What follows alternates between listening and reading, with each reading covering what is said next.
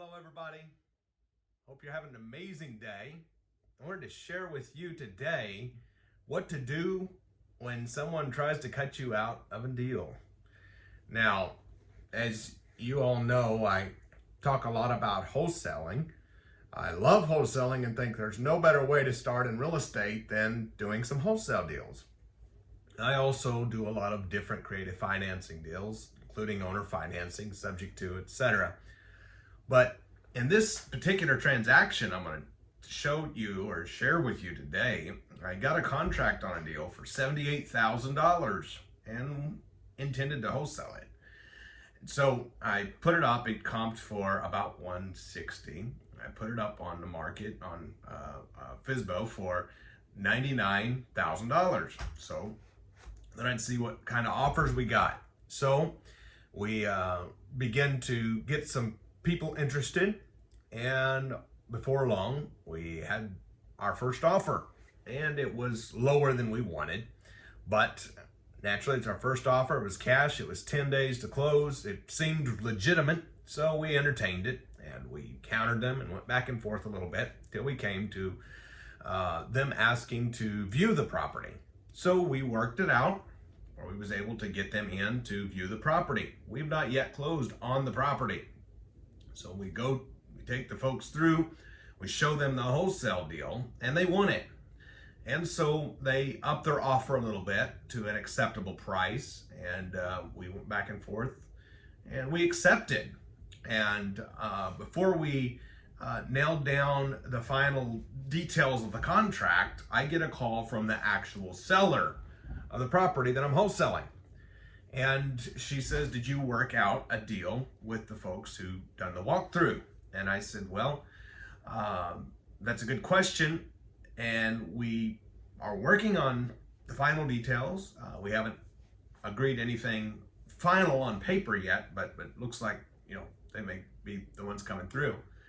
And she said, well, I just want you to know that after the showing, they come back and offered to do the deal directly with me and to try to cut you and your company out. And I said, well, I appreciate you letting me know that. So, number one thing that we did right in that transaction was we built rapport with the seller. Always build rapport with the seller. Now, that will not protect you 100% of the time, because sometimes money talks and things happen. But at the end of the day, build rapport with the seller is your number one defense against crooks who will come and try to backstab you on a deal. Now, after someone like myself in this instance spends thousands of dollars marketing every month for deals and buys deals each month and does a transaction, for someone to come in to that deal that they find that we market and to try to cut us out is shady, to say the least, not to mention totally unethical. So, number one, build rapport with the seller. Number two, I can, and I have on a rare instance out of like hundreds and hundreds of deals, I've done it maybe one or two times, but you can record the contract. So if I catch wind that there's somebody getting shady or shifty, I will immediately record the contract. That way, the seller cannot sell the property without implementing my purchase and sell agreement they already signed with me. And so if they, for whatever reason, somebody come through and to accept another offer after they've accepted mine and have it in writing doesn't work. Number one, we've got a written agreement. But number two, to have someone who come in from you, bringing them as the wholesaler to try to cut you out is doubly bad. So number one, build rapport with the seller. Number two, record the contract if you ever catch wind of any shadiness. And number three, I want to remind you, just always do the right thing. If you always do the right thing as best you can in business, it'll come back to you. Now, is there some people out there that are shady? Absolutely. And unfortunately, we encounter them on occasion, and that's what happens. But I will tell you, after we done the agreement at the purchase and sale, come to terms, put it out, had the buyer, and done all of this work, building rapport with the seller, having an option to record the contract if you get wind that something's getting shaky, are your two best defenses. But again, thirdly, when you do the right thing, it comes back to you. Fortunately, the seller in this case done the right thing and called me and cut out the nonsense that person, that scammy person, was trying to do.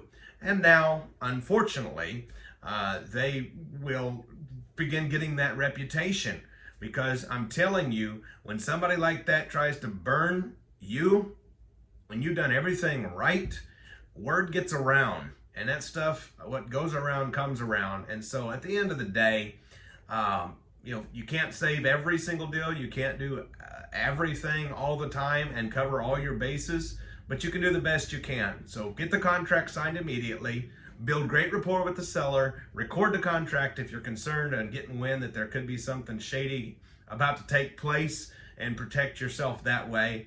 And the rest will work itself out. Out of hundreds and hundreds of deals, I can't think of a time that I've actually got cut out on one doing that, being cut out by someone doing that, because I follow those strategies. Get a signed agreement, building rapport, and record the contract in the rare instance that I need to.